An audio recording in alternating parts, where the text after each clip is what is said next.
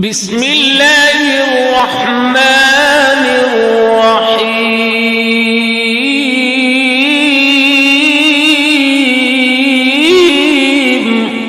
يا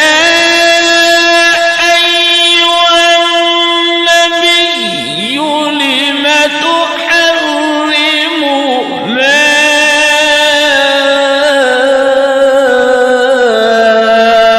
أحل الله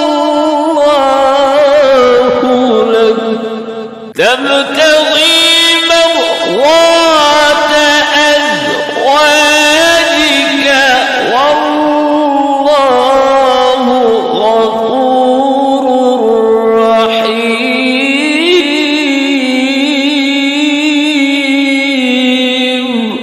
قد فرض الله لكم تحلة أيمانكم والله مولاكم وهو العليم الحكيم.